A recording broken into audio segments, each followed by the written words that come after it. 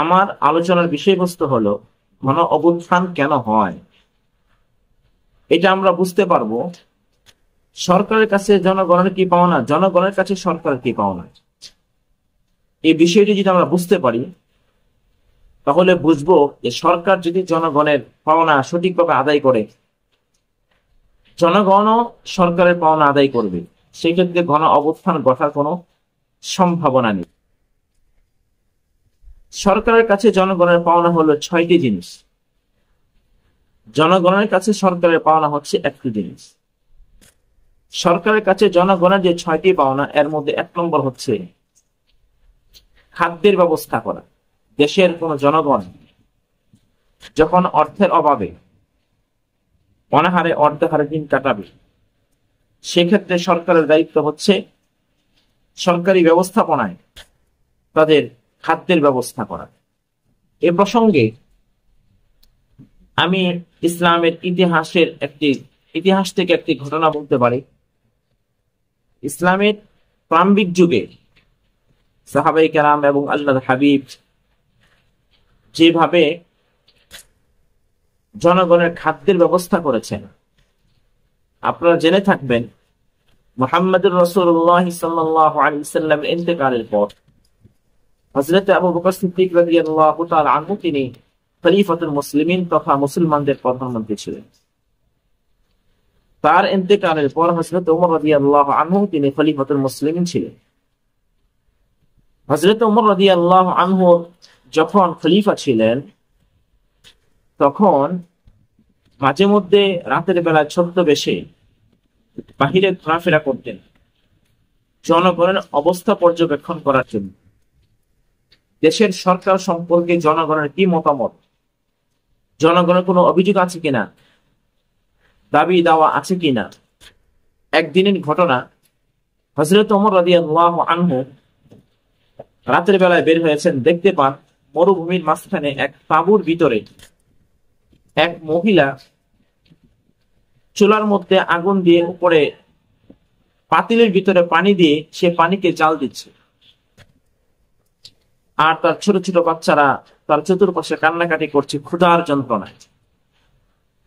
মা বলছে অল্প কিছুক্ষণের মধ্যে খাবার হয়ে যাবে, ধৈর্য ধারণ করো। হযরত ওমর রাদিয়াল্লাহু আনহু বুঝতে পারলেন যে আসলে পাতিলে কোনো খাবার নেই, শুধুমাত্র পানি। সন্তানদেরকে সান্ত্বনা দেওয়া হচ্ছে। হযরত ওমর রাদিয়াল্লাহু আনহু সেই তাঁবুর ভিতরে অবস্থানরত মহিলাকে জিজ্ঞেস করলেন, কি ব্যাপার, বাচ্চাদেরকে এভাবে ঢোকার মাধ্যমে সান্ত্বনা দিচ্ছেন কেন? সেই মহিলা জবাব দেয়, বর্তমানে দেশের যিনি প্রধানমন্ত্রী ওমর, তার উপরে আল্লাহর গজব নাযিল হোক। হযরত ওমর রাদিয়াল্লাহু আনহু বললেন, কি ব্যাপার, আসল ঘটনা কি, আমাকে খুলে বলুন। মহিলা বলেন, আমার স্বামী ইন্তেকাল করেছেন, আমি বিধবা, আমার ইনকামের কোনো ব্যবস্থা নেই, আমি এই বাচ্চাগুলো নিয়ে কোথায় যাই, বাচ্চাগুলো এতিম, আমি কোত্থেকে তাদের মুখে খাবার দেব। সুতরাং ঘরে কোনো খাবার না থাকার কারণে আমি এই প্রক্রিয়ার মাধ্যমে তাদেরকে সান্ত্বনা দিচ্ছি। হযরত ওমর রাদিয়াল্লাহু আনহু সেখান থেকে এক দৌড় দিয়ে রাষ্ট্রীয় গুদামে গেলেন, খাদ্য গুদামে গেলেন। খাদ্য গুদামে গিয়ে আটার বস্তা কাদের মধ্যে নিলেন। গোলাম বলে যে আমার মতো গোলাম থাকতে আটার বস্তা আপনি কাদের মধ্যে কেন নিবেন?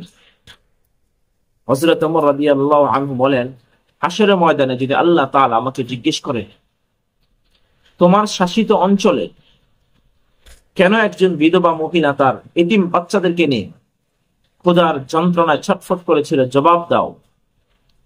এই জবাব কি তুমি দিবে, না জবাব আমাকেই দিতে হবে? এবার গোলাম বলেন, না, জবাব তো আপনাকেই দিতে হবে। হযরত ওমর রাদিয়াল্লাহু আনহু বলেন, যদি আমাকে জবাব দিতে হয় তাহলে এই দায়িত্ব আমাকে পালন করতে দাও। ওমর রাদিয়াল্লাহু আনহু আটার বস্তা মাথায় নিয়ে কাঁধে নিয়ে এবার দৌড়িয়ে দ্রুত গতিতে যেতে লাগলেন। গোলাম বলে, এত দ্রুত হযরত ওমর রাদিয়াল্লাহু আনহু যাচ্ছিলেন, আমি তার সাথে হেঁটে দৌড়ে পারছিলাম না, কোলাতে পারছিলাম না। হযরত ওমর রাদিয়াল্লাহু আনহু সেখানে যাওয়ার পরে আটার বস্তা দিলেন, রুটি তৈরি করা হলো। এবার সন্তানদের মা সন্তানদের মুখের মধ্যে রুটি তুলে দিচ্ছেন। হযরত ওমর রাদিয়াল্লাহু আনহু তাকিয়ে আছেন, একটু হাসি দিলেন। গোলাম বলে, কি ব্যাপার, আপনি এইভাবে বাচ্চাদের দিকে তাকিয়ে আছেন কেন? হযরত ওমর বলেন, যে বাচ্চাদের চোখের মধ্যে এতক্ষণ আমি পানি দেখেছি, সে বাচ্চাদের মুখের মধ্যে আমি একটু হাসি দেখতে চাই।